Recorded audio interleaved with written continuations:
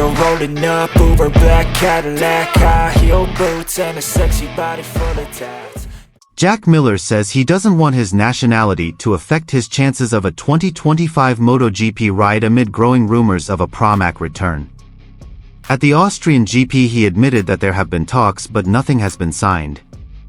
It is suspected that MotoGP's desire to keep an Australian rider on the grid has helped him get into the plans at Pramac, although the team seems to have also chosen to find an experienced rider to help accelerate Yamaha's development. Commenting on this, Jack Miller was reported by Fox Sports as saying, "At the end of the day, this team spends millions of dollars to race. Whether you're Australian, Spanish, Chinese or whatever, if you go fast, they'll sign you. I don't want it on my passport, I want it on my speedboat. Whether you're Australian, Spanish, Chinese or whatever, if you go fast, they'll sign you. I don't want it in my passport, I want it in my speedboat. Obviously Spain and Italy have very strong riders at the moment, but I don't want to be here just because of my passport, that doesn't interest me at all. I want to be here because I believe I can compete with them." And here's the full news.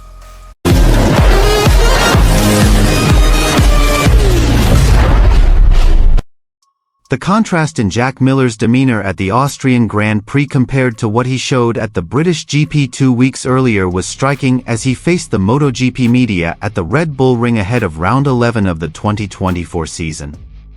Since the Silverstone race, his future in MotoGP has received a huge boost. Before that round the phone didn't ring, Miller confirming in Austria that he had been in talks.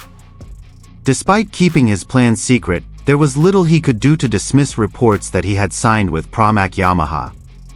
While there has been no official statement on the matter, there is a lot going on behind the scenes to save the 29-year-old's career.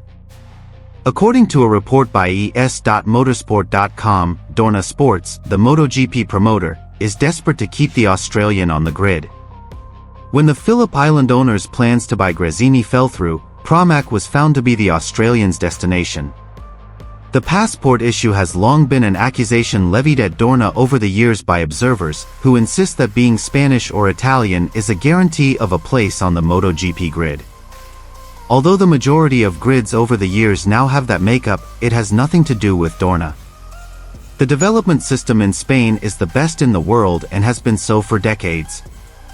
The country cares deeply about motorcycle racing and wants to help future generations to achieve great success. That's why many of the top talents we've seen over the last 15 years fly the Spanish flag. Valentino Rossi's VR46 Academy, which he founded in the middle of the last decade, was an attempt to boost the fading prospects of the Italian Grand Prix. One of its riders is now a double MotoGP world champion in the form of Francesco Bagnaia, while others like Franco Morbidelli and Marco Bezzecchi have enjoyed premier class race wins. Next year, Ai Ogura and most likely Somkiat Chantra will join the team representing Japan and Thailand, but more importantly, the Asia Talent Cup. It, like the Northern Talent Cup and British Talent Cup, is a scheme created by Dorna to promote young drivers from the Asia-Pacific region. You can't blame Dorna for actively trying to increase geographic diversity on its MotoGP grid. And over the years, Dorna has supported various non-Italian and Spanish riders in their search for riders to satisfy the mainstream market. As such, a highly rated Moto2 star like Sergio Garcia will miss out on the chance to step up to MotoGP next year because of his Spanish passport. That's not fair, but that's how it is sometimes in business. Miller's passport definitely helped him. There are some young Australians on the rise, like Joel Kelso and Jacob Rollstone in Moto3, who could be examples in MotoGP.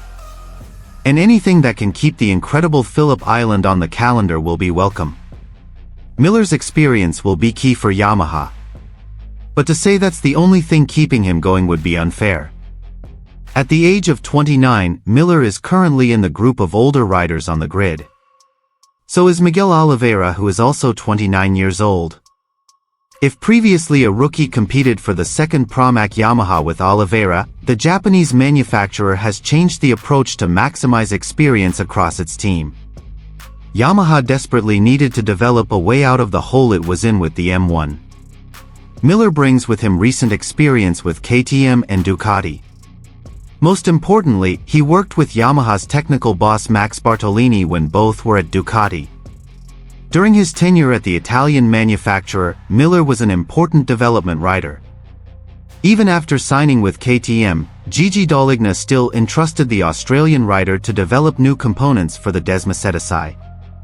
Miller is a brilliant test rider, but he doesn't want to take that path. Yamaha needed someone to help drive the development of its bikes in a racing capacity, and Miller felt he had a lot to offer as a competitor. Having spent time with Pramac between 2018 and 2020, he also earned a lot of respect from within the club. Thus, a Miller/Pramac partnership makes sense from this point of view.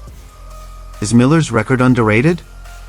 Giving him the opportunity to ride over fast young riders has raised some question marks.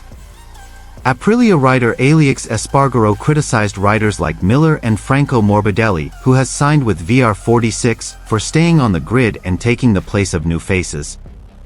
And Miller didn't really have a good run at KTM in 2024. After 11 rounds, he is 15th in the standings with 47 points and managed a 5th best result at the Portuguese GP. But is that a fair reflection of his potential right now? In recent years, Miller has found himself competing with Francesco Bagnaia in the race for power at Ducati and KTM's golden boy Brad Binder. If we look back at his time as Bagnaia's teammate at the factory Ducati team specifically in 2021 and 2022, the double world champion now beats him 9-4 and 9-3 in Grand Prix results when both have seen the checkered flag, DNFs and unrepresentative results have been ignored.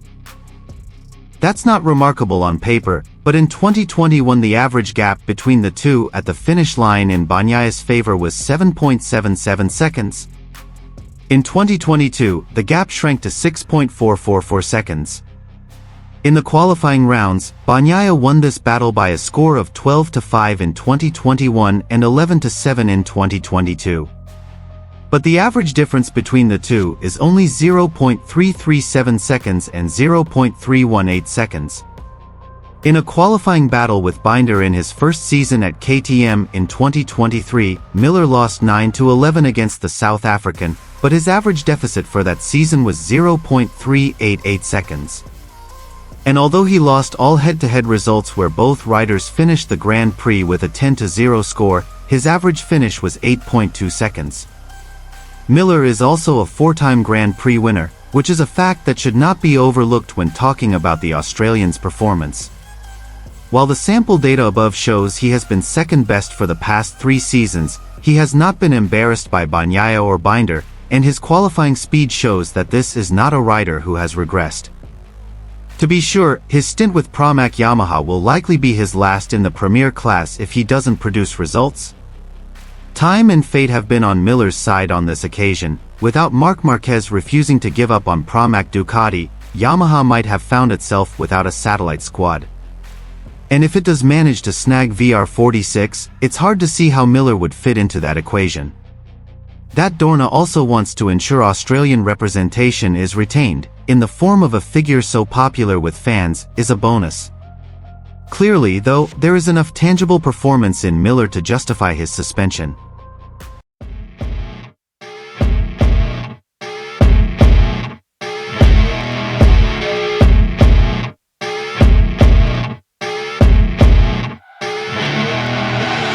I see her rolling up, Uber black Cadillac, high heel boots and a sexy body full of tats. Baby's bad, oh baby's hella bad. After her there ain't no coming back. Wanna take a run at that. I think she's